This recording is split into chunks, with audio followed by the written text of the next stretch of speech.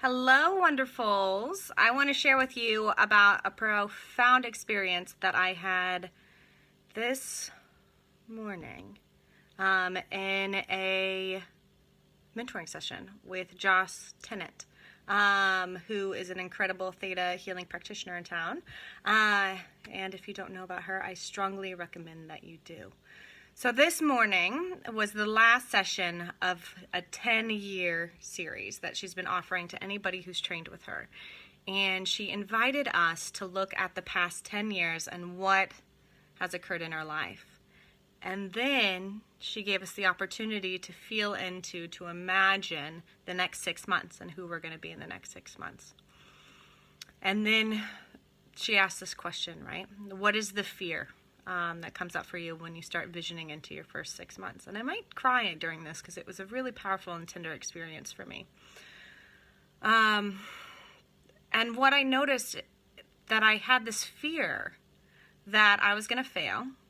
And because I was afraid that I was going to fail, that would be validating to the story that I am unworthy and I am not lovable. And so it's not even worth trying, right?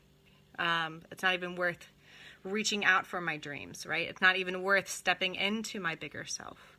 And so when I softened through Joss's leadership and questioning into the part of me that was holding that story, I was shown this vision of this 2-year-old, this little me, that was crawling up onto her grandpa's lap. And I have no idea if this is real or not, right? This is just the symbolism that showed up. And she went and she was giving him kisses and he was just ignoring her. And in that moment, that 2-year-old decided that her love wasn't enough. She decided that she wasn't worth loving and that it wasn't safe to fully give and receive love 100%. What a little sweetie. What a little sweetie that's holding this understanding. So of course, why would she even try to dream bigger than what she currently has if she doesn't fully believe or know the expansiveness of love? And so me, the 36-year-old Jessica, I feel into the expanse of the divine love. I understand as much as I can, and I imagine it's even bigger than what I currently know, right? That it is incredible. And I dare dream from that space. But for this 2-year-old, it's too scary.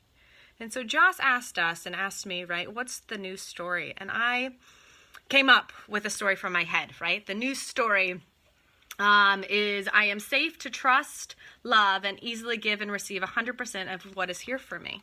That is absolutely true for part of me. Part of me is ready to fully embody that. And then there's this little 2-year-old that is just far too scary for her to reach into and feel and understand and believe. And so because that's her truth, I got to come up with a new story, right? That honors where she is currently at. So I know love exists, and day by day I'm strengthening my ability to receive and give love. And this is a way that I can acknowledge this little 2-year-old that sometimes she grabs the steering wheel when she's feeling afraid, and sometimes she tests people to say, will you love me if I do this? Will you love me if I do that? Anybody? Can you all relate to that? Do you ever test other people's love to make sure that you are worthy, right? And instead of stepping into those old ways of being, of receiving love and knowing if love is trustworthy, right? Joss offered to me a curious place, right? Like, what if they really do love me? What if I start believing that they really do love me? What if I can start believing that people really do care for me and genuinely care for me? What if I'm here without expectations?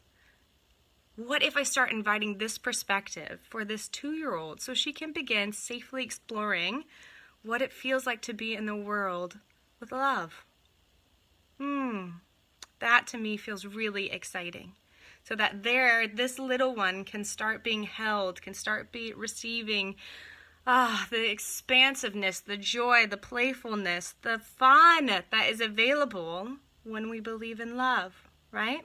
As 36-year-old me does. And I get to have a lot of fun and a lot of deep connections. So I'm really curious about what happens when I bring this 2-year-old me and all the parts that hold that story or have held that story in the past in alignment with all the love that's available.